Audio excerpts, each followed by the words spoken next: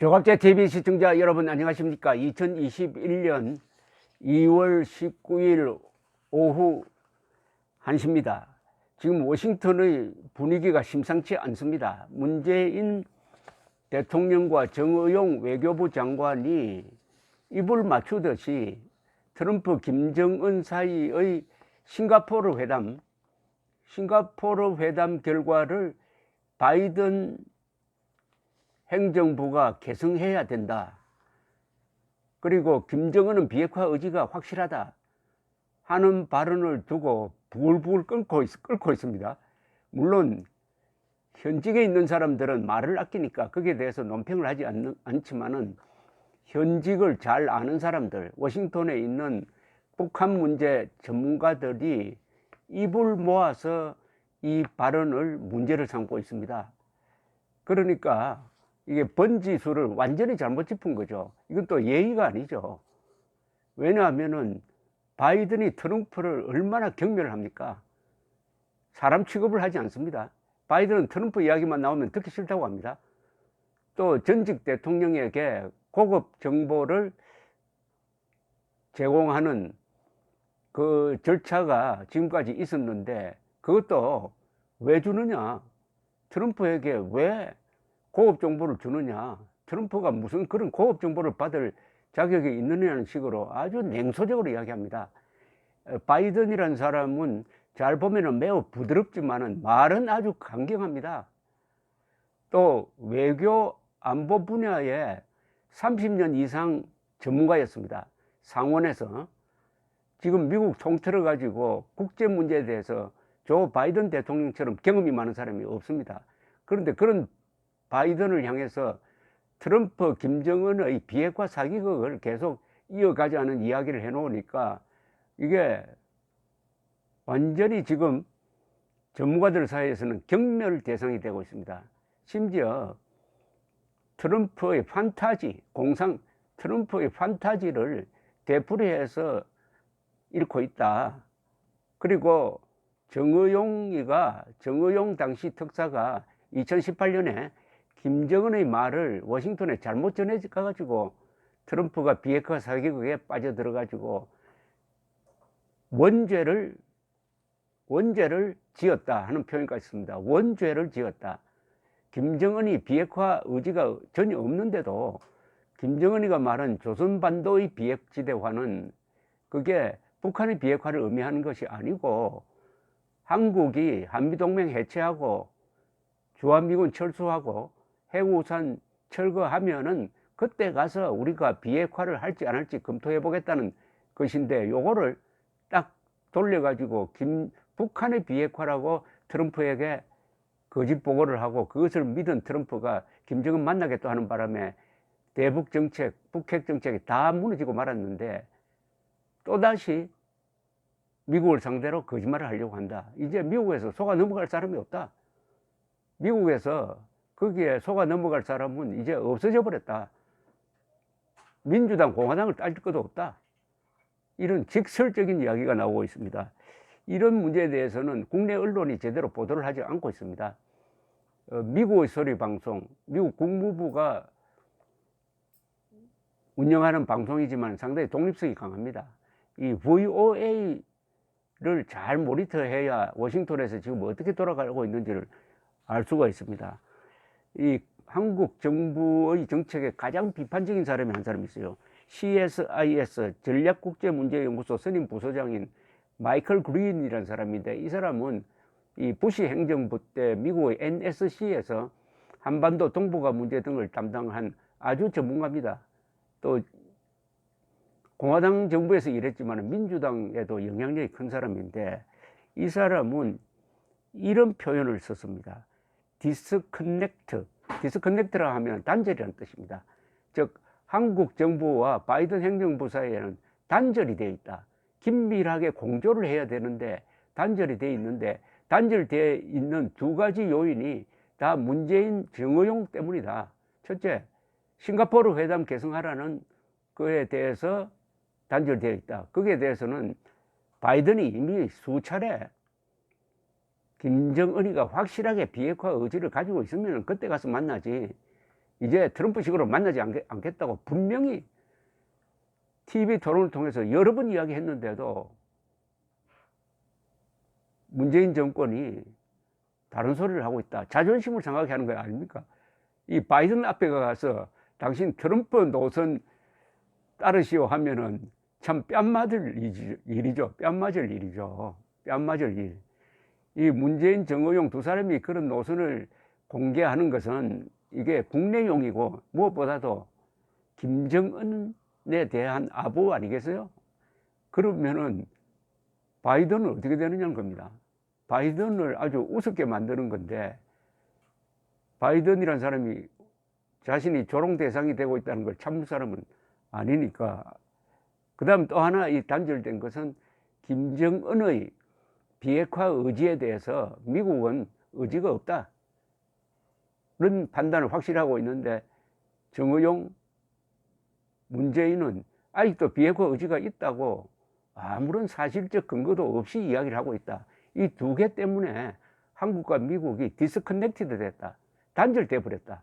핵 문제에 관한 한미일 동맹관계가 철저하게 공조를 해야 되는데, 이 판단에서 완전히 다르다. 사실 판단에서 완전히 달라가지고 이 앞으로 어떻게 이게 되어갈지 모른다 하는 아주 암울한 전망을 하고 있습니다. 이 국가안보회의 NSC의 선임 보좌관 출신인 마이클 그린 CSIS 부소장은 VOA와 인터뷰를 하면서 이렇게 이야기했습니다. 바이든 대통령은 말뿐이 아닌 실질적 비핵화의 구체적이고 검증된 증거가 있을 때까지 김정은과 만나지 않겠다는 의사를 후보 시절부터 분명히 해왔다. 청와대가 싱가포르 정상회담의 합의를 바이든 행정부 외교의 기반으로 삼으라고 촉구하는 것은 국내용일지는 몰라도 바이든 행정부의 방향을 정확히 측정한 것이 아니다라고 아주 점잖게 이야기했습니다. 지난달 18일 신년 기자회견에서 문재인 대통령은 2018년 싱가포르 미북 회담을 7번이나 언급하면서 바이든 행정부가 싱가포르 회담 공동선언을 개정해야 한다고 밝힌 데 대한 그린 부소장의 혹독한 비판입니다. 혹독한 비판. 그린 선임 부소장은 바이든 행정부가 북한과의 외교를 지지한다고 확신은 하지만은 청와대는 미국 현 행정부가 믿지 않고 트럼프 대통령을 지지하는 공화당원들조차 속으로 믿지 않는 트럼프 대통령의 판타지를 계속 이어갈 생각만 하고 있다. 판타지라고 했어요. 판타지. 트럼프의 판타지다. 문재인은 판타지는 아니고, 문재인은 김정은이가 핵을 포기할 생각이 없다는 것을 알면서도 이 사람은 모든 사고방식의 초점이 김정은, 북한 조선노동당 그리고 핵무장을 도와주는 입장에 있으니까 그렇게 거짓말을 하는 거죠. 알면서도 거짓말을 한다고 봐야죠. 지금 맨정신 가진 사람이 김정은이가 핵을 포기하기로 결심했다고 믿는 사람이 누가 있겠습니까? 이 워싱턴 정가의 말하자면은 민주공화당 양행정부에서 북한을 오랫동안 다뤄본 이런 사람들을 올드타이머라고 합니다. 이 노련한 사람들 중에서 싱가포르 정상회담을 바이든 행정부의 대북 정책의 기반으로 삼아야 한다는 사람은 없다는 겁니다. 그 중에서 가장 비판적인 사람 중에 한 사람이 에반스 리비어 전 국무부 수석 부차관보인데, 이분은 이렇게 이야기합니다. 미 정부 바깥에서 트럼프 대통령의 접근법을 성공으로 간주하는 전문가는 거의 없고, 많은 사람들은 바이든 행정부가 그런 접근법을 개선할 것이라는 한국의 희망에 대해 매우 회의적이다. 이분도 아주 점잖게 돌려서 이야기했지만은 워싱턴에서 민주당, 공화당 가릴 것 없이 또 현직에 있던 바깥에 있던 싱가포르 회담을 성공적으로 보는 사람은 단 한 사람도 없다. 뭐 그런 이야기입니다. 북한의 지속적인 핵무기 전강과 중단거리 미사일 시험을 결국은 허용하고만 트럼프 대통령의 접근법에 대해서 미국과 한국이 완전히 이견을 가지고 있다. 이렇게 리비아 리비어죠. 리비어 수석 부차관보는 비판을 하고 있습니다. 마이클 그린 선임 보소장은 북한의 비핵화 의지가 높다는 한국 정부의 거듭된 주장을 싱가포르 정상회담 개성에 대한 이견과 더불어 한국과 미국이 북한에 대해서 단절된 생각을 갖고 있는 두 번째 이유로 들었습니다. 김정은이 비핵화 의지가 있다는 문재인 대통령의 말은 현실에서 그 어떤 근거도 없다. 한반도 비핵화를 지지한다는 김정은의 발언은 미국이 비핵화를 하면 북한도 그렇게 하겠다는 뜻일 뿐이다. 김정은이가 말한 조선반도의 비핵화는 북한의 핵포기를 말하는 게 아니다 하는 사실은 워싱턴에서는 이미 오래전부터 기정사실로 알고 있다. 그런데 트럼프만 몰랐다. 그래서 트럼프를 정의용이가 속였지만은 이제는 안 속는다. 바이든 대통령이 속을 리는 만무하지 않느냐. 왜 자꾸 그런 이야기를 해가지고 바이든 행정부를 자극하느냐 이런 이야기죠. 정의용 장관이 청와대 국가안보실장 시절 김 위원장이 김정은입니다. 김정은이 핵포기를 약속한 것처럼 미국에 전달한 것은 당시에 최대 압박 기조를 이어가던 트럼프 행정부의 대북 정책 급전환의 원죄가 되었다는 진단과 비판이 이어지고 있다고 VOA가 이야기합니다. 원죄라고 했습니다.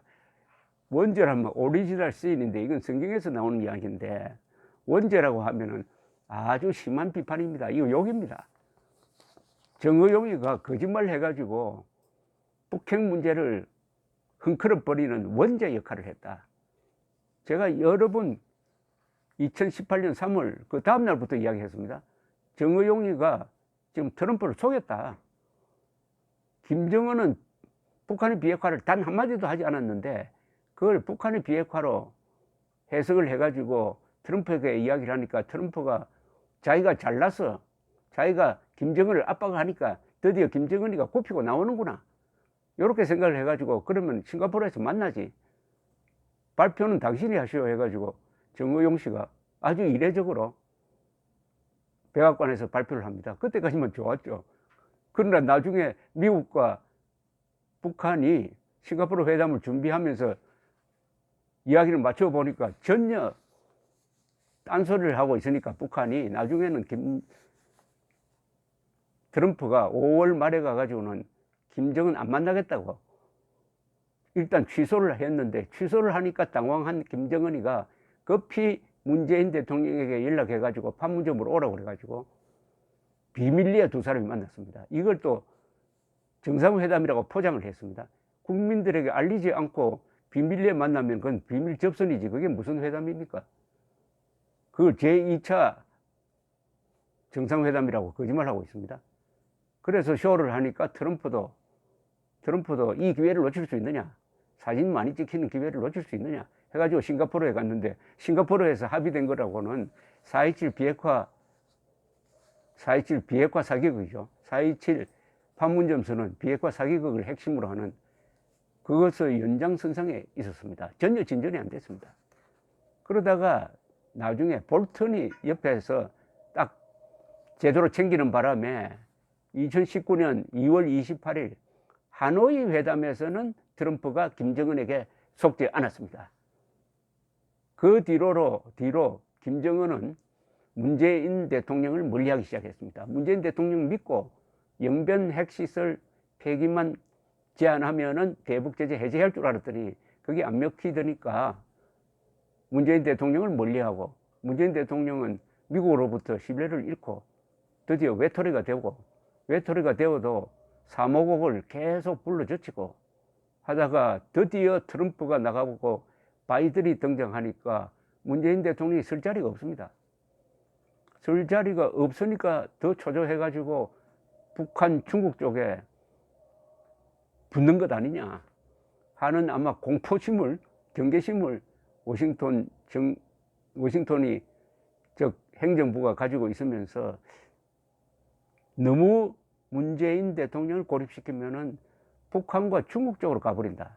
어떻게 이걸 좀 조정할 수 있겠느냐, 조정할 수 있겠느냐 하는 고민을 지금 하고 있는 것으로 보입니다. 참 이게 위험한 순간입니다. 한국 입장에서는 문재인 대통령이 고립되면 고립될수록 극단적인 정책을 펴가지고 대한민국의 생명줄인 한미일 동맹에 금이 가도록 만들고 나서 퇴임한다.